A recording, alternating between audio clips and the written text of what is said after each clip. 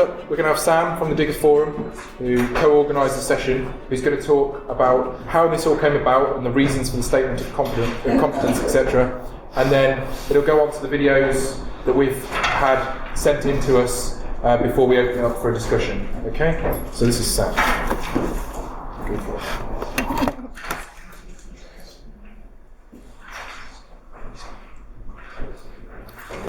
Yes, I will be reading from my notes. So this policy originates, I have been told, from Chiz Harwood back in 2011 when he presented a paper at TAG that year titled Reskilling the Diggers, and he highlighted that as a profession we should be investing in maintaining the skills and knowledge of field staff rather than just letting them become disillusioned.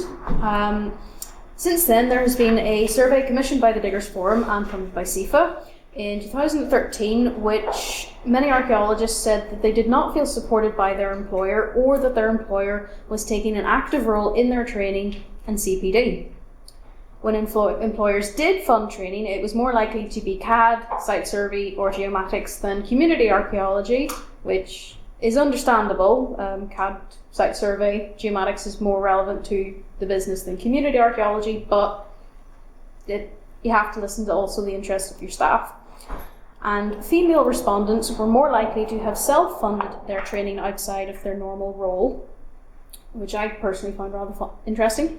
And the survey also showed that out of 282 respondents, 110 were involved in the training of others, with the majority of this being ad hoc rather than structured. So a policy has been proposed that the level of competence of every professional archaeologist should be PCIFA or above. Any archaeologist in the profession who is not working at that level of competence must be working within a structured training program provided by their employer to take them to at least PCIFA level competence. In early 2015, a survey was conducted on what archaeologists thought about this proposed policy and whether or not they agreed or disagreed with it. The results of the survey showed that 85% either strongly agreed or agreed with the policy, and 15% either disagreeing or completely disagreeing. Comments included: "We are fighting for professionalism within the industry. If the archaeologists undertaking the work aren't competent, then they should be trained so that they are," as well as "Small organisations may be unable to support a structured training programme. The statement is discriminating." I think we've learnt from Alan Archaeology that's not entirely true. When asked should the proposal be made into CIFA policy, 75% said yes, 15% said no, and 10% said they weren't sure. So in this half of the session, we are starting with a series of case studies on training experiences, the good, the bad and the ugly. And when we started organising this session, we wanted to highlight the actual training experiences. We wanted to give those who could not attend the conference due to various reasons the opportunity to be heard. So we put out a call for voices, hoping that we would get a range of case studies from across the profession, not just limited to field staff or early career archaeologists, but those across their careers. There were many concerned about backfire from companies if they spoke about their training experiences, even anonymously. So despite reaching over 12,000 people on social media alone, we had a rather small number of submissions in comparison. But we have compiled all the case studies that we have, and they are in a video which we're going to watch now. And apologies for any sound levels. We are field archaeologists, not filmmakers.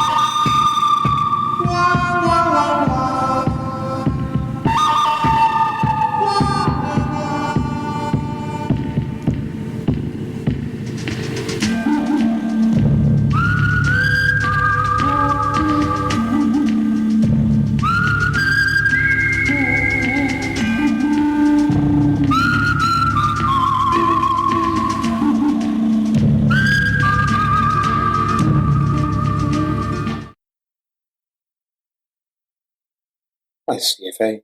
My name is Ben Saunders. I'm a supervisor in Edinburgh at the moment, and I've been digging in archaeology for 6-7 years or so, and a member of the Chartered Institute for Archaeologists for 1 and a bit as an associate member. In that time, I've worked for lots of different units, mostly on the eastern side of England, as well as in the Middle East, and I've experienced various levels of training, ranging from pretty good to non-existent. Mostly the non-existent ones tend to be when I was just purely field team and not in the office ever. Which is something I have noticed overall, is that if you're in the office, you get noticed a bit more, and you do tend to get training slightly more regularly. Even though you should really get more on site, because you do actually have more to learn, particularly about asbestos and other health and safety things relating to site. One thing I have noticed is that better training tends to come when there is a consensus between management and the staff that they want to be trained and they want to get involved in training.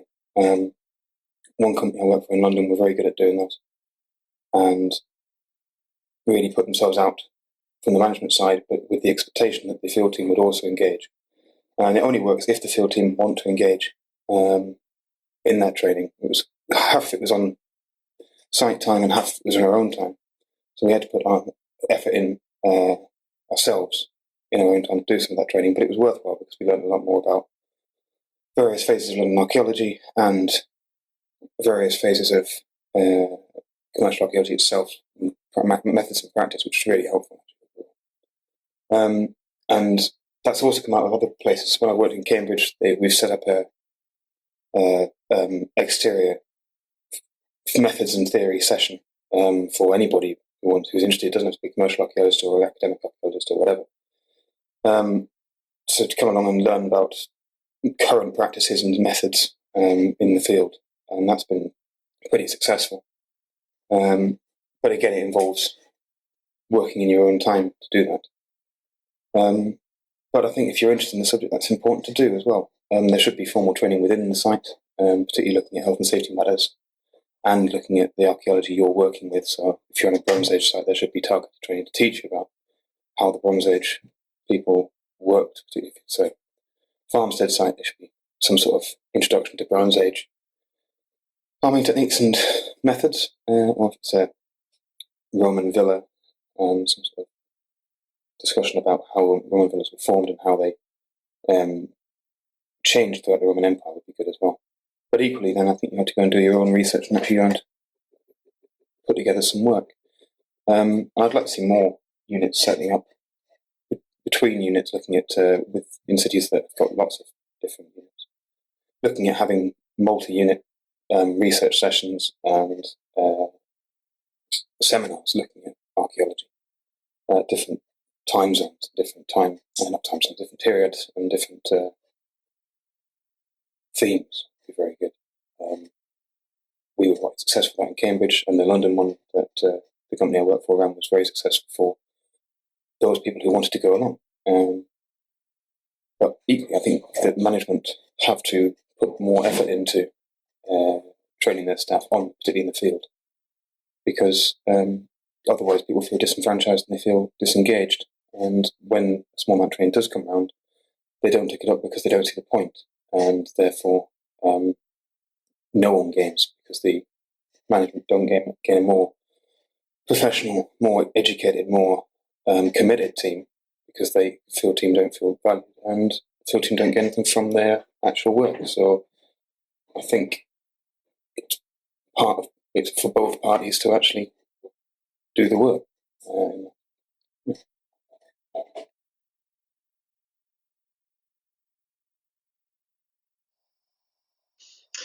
I was trained for my job by taking place in training excavations, which I paid for myself. If I needed to learn anything new, such as single context recording, I was generally helped by fellow excavators on the site. In some cases, a supervisor would also tell me how to do stuff. I've passed on my own knowledge to other field archaeologists by training them in particularly single context recording if they needed any help with it.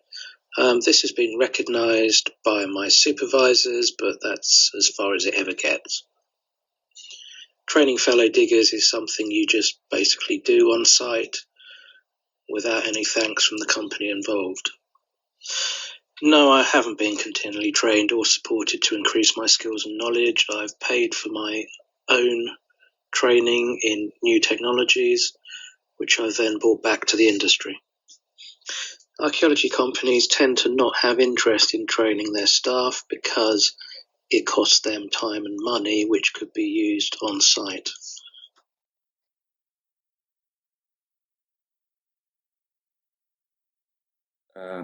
Experience on site was at Roxter with the late great Philip Barker.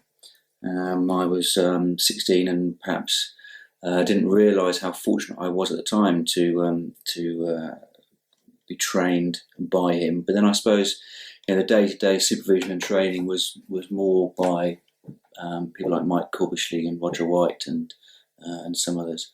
But that was a great training experience for me. I learned an awful lot in a quite a short space of time, and it definitely confirmed in me the desire to pursue a career in archaeology.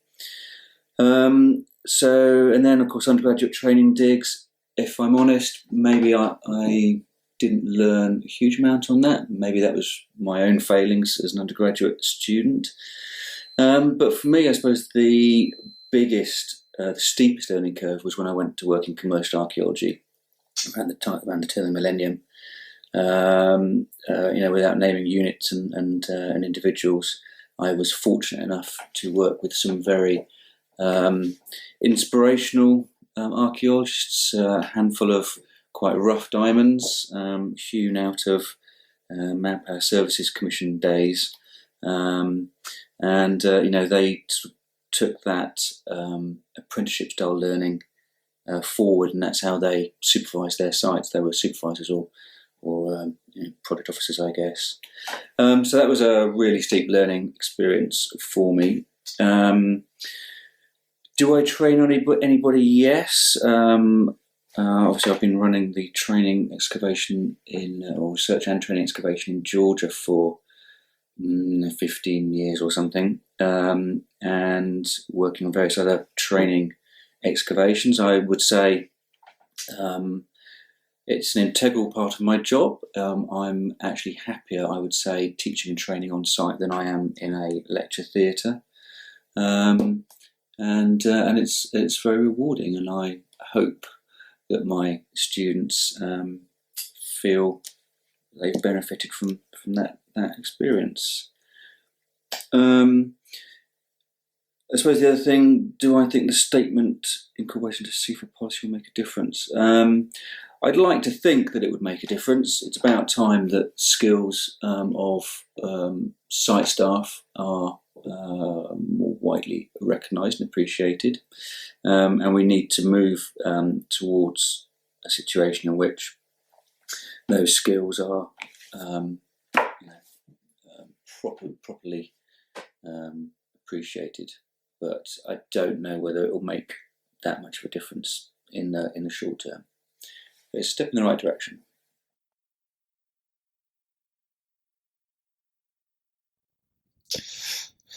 You all right, guys? My name's Joe Armett, and I did about 4 years of commercial archaeology before moving on to a related heritage industry. When I was first being trained to do my job, it was usually kind of hit and miss while digging. Often when it was raining, it's when you get the best recording training because everyone just sits in the cabin. That happened with the PO and a supervisor, I think, on my first large site. General on and off training. It's none of this kind of official stuff. The only really official training that I really got was with CAT scanning. That was the second company that did that, and it was more in a kind of like building sites kind of set of training. The only training that I've done for other people is well, and obviously like total stations and that kind of like survey stuff you need for site, but that didn't necessarily up to speed with when you start in commercial. And the only stuff I really trained myself was just kind of like the ins and out of, you know, context sheets and that kind of stuff for new staff or from people green out of uni. Recognition. The supervisor said thank you.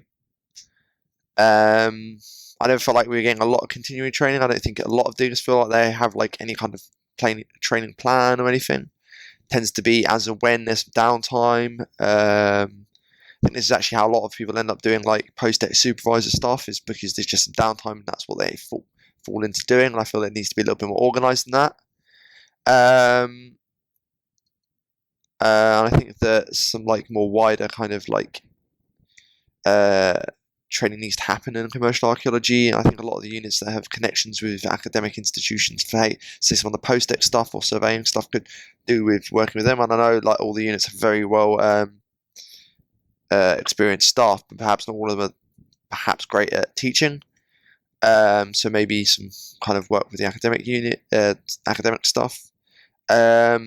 Also perhaps having training that isn't just so like, oh, you're going to do some post-deck stuff because there's nothing better to do at present.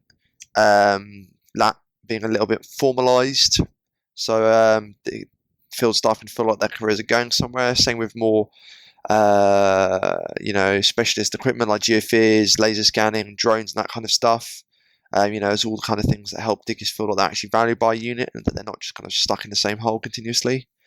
I think the statement with being made part of Steve's policy that that training needs to be part of what units do with their staff is great in theory, but if it's not enforced, you know, it's not worth the paper it's written on. So if it's enforced, if it actually happens, if it's something that we can see happening in the field, that'd be great.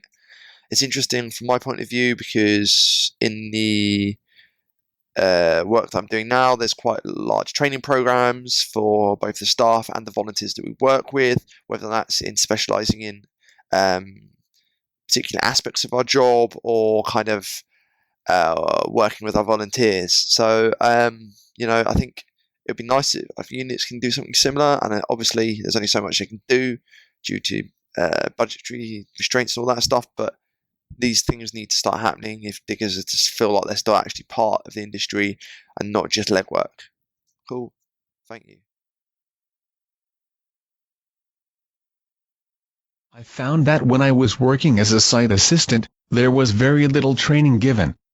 Some essential training like asbestos was given, which was good, but it seemed there was little drive for me to develop further than what can be considered a digging monkey. When I moved to PO, it was a different story. I was given a lot of initial training, mostly by a SPO and PM.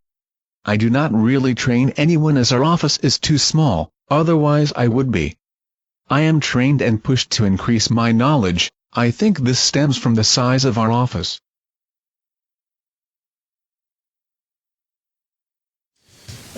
Well, although I was trained at university, I don't think I was ready to go straight into a full archaeologist position within a commercial unit. So I was quite lucky to get a position with a quite small unit of the 9-month trainee placement, which included completing the level 3 MVQ in archaeological practice. So the training program consisted, it was 9 months long, and it involved all sorts of aspects from the field, as well as working with the HERs and a lot of post-ex work as well. So I got quite a good rounded training program within that 9 months, and then at the end of it, once I'd completed it and got the MVQ, I was offered an archaeologist position.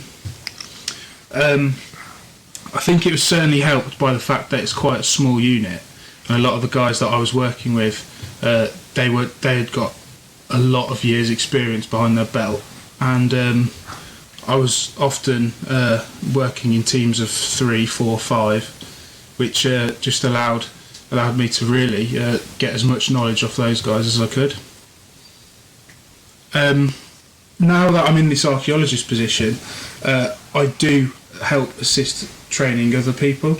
We've recently taken on 2 more new trainees, And I think as a collective, it's all of our responsibility to help train new staff, and we work together on that.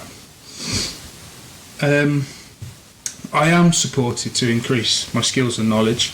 Again, I think this is helped by being part of a small team, and I've started report writing now, and moving on to into undertaking solo projects.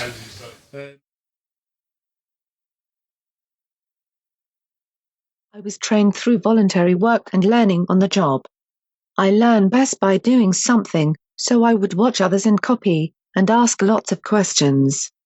I have been mostly trained by others at PIFA level, and they were just archaeologists, the same as me. I do train other people where needed, albeit informally and on the job. I feel I can always ask for help, but I mostly learn on the job as and when. However, time and money do not allow formal training courses at the moment. I think some ROs will take it seriously, but from past experience some companies use trainees as cheap labor, and do not bother to train them properly, and unfortunately from experience some smaller companies are not ROs or members of CIFA. I received on-the-job training, as it was a community archaeology placement. I was trained by the archaeology curator.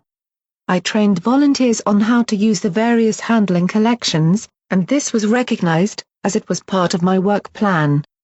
I was continually supported by the archaeology curator to increase my skills and knowledge. Not only the care, conservation and use of archaeology collections, but other collections as well, such as geology and costumes. I do think this policy will benefit the profession as a whole, not just those working in field archaeology. The better trained we all are, should hopefully mean that we can justify higher wages, which would make this a more sustainable profession. I was trained during a university training excavation, a placement module with a commercial excavation company, and on-the-job training. I was trained by site assistants and supervisors. The quality of the teaching varied, with some better than others. I found that some did not have any patience for trainees, and this affected their teaching. During the placement module, I spent a week shovel scraping and was mostly used as a general dog's buddy. I have trained university students and archaeology enthusiasts. It was recognized as I was working at an archaeology field school. Any additional training I did was organized by myself. I have never been supported to increase my skills and knowledge. In fact, the first proper excavation job I had, the company would not hire me until I had a CSR card. I had to organize the training and pay for it myself. I do think having this statement incorporated into CIFA policy will make a difference. MAS companies will no longer have a loophole to get out of providing appropriate training. Having structured and effective training, not only for trainees but also throughout your career, benefits the profession as a whole. If we want other professions such as architects, engineers and the like, to take us seriously, we must take ourselves seriously, and know our worth and value. I learned my field skills on the job working for a unit, and for effectively 3 to 4 weeks, my colleagues carried me. It was a sink or swim situation, rather than going in and hitting the ground running. My colleagues were very understanding, and I owe them the experience I have now. They were experienced archaeologists, and, whilst surprised that I had been taken on, they were fantastic about showing me the ropes. I am now the co-director of a small unit where everyone is already experienced, so training others does not come up. I am not continually trained or supported to increase my skills and knowledge, as the need does not arise in a unit of our size. Everyone is highly trained in excavation work and has a specialism. Saying that, I have just become a qualified drone pilot, which is my first formal training course, not counting health and safety, since I started working in the profession in 2001. I believe that there is no point training in something that you are not going to use on a regular basis, as you will simply forget it. Honestly, I cannot see the proposal making any difference in the profession. The statement could be incorporated into policy and be an aspiration for registered organizations, but it strikes me, how would the proposal be enforced, and dare I say it, policed.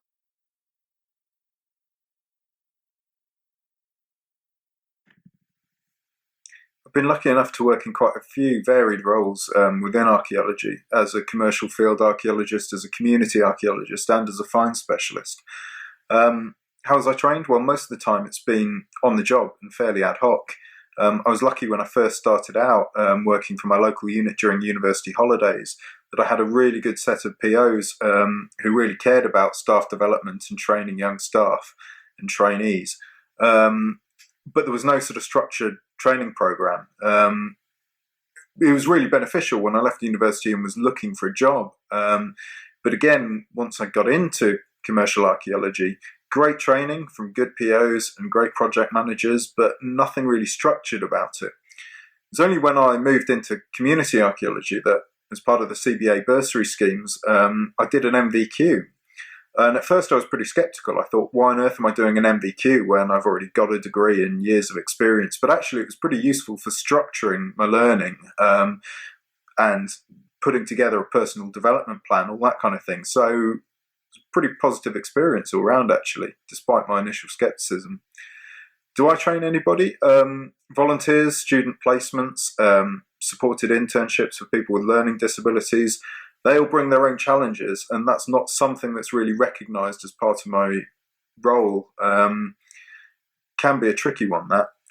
Am I continually trained? Yes, my training is still ongoing, especially in finds, and I'm lucky to have some really good senior specialists who have a structured training programme for me sort of going forward.